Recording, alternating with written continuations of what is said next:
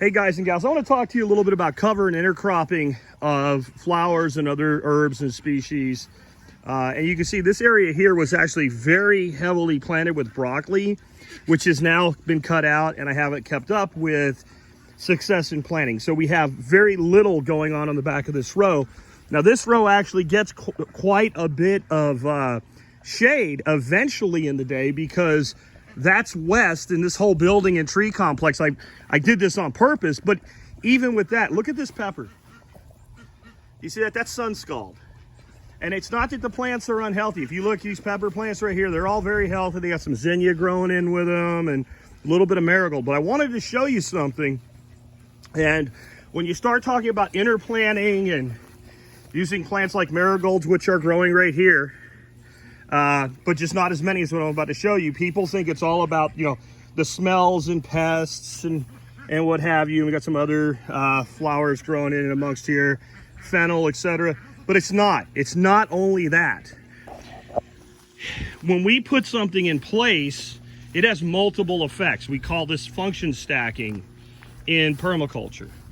And here it is kind of on steroids. And probably here, even with what I'm about to show you, these marigolds probably need to be cut back just a little bit.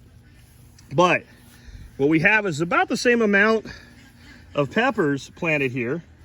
This one guy's off to the side, and they probably need some staking up. But if you look down in here, these peppers, well, they don't have sun scald. They don't have sun scald at all. They're all in various states of development, but zero sun scald spots on them. Well, why? Well, because they're shaded by the marigolds.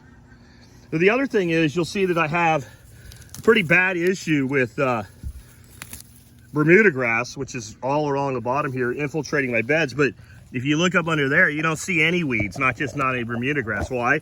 Because the marigolds are aggressive and they're shading it out.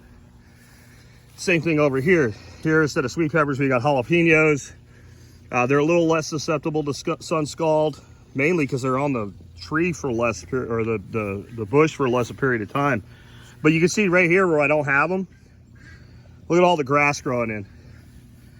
And where we do have a lot of shade, we don't. Volunteer okra, that's cool. We'll let that grow up and see what it turns into. I really don't think that's one of the ones I planted this year. I think that's pink Okinawan by the, either that or a burgundy holdover, based on the ribs in there. A little happy surprise. But yeah, you can see how much healthier, or how much less damage. You know, a few yellow leaves in there, no big deal. But none of these peppers have any sun scald. And again, we get back over here, you know, I need to basically pull that pepper off the plant because it's just ruined.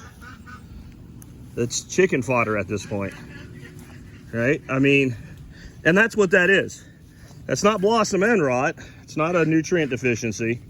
It's just that pepper, the way it was sitting, just got blasted by the sun.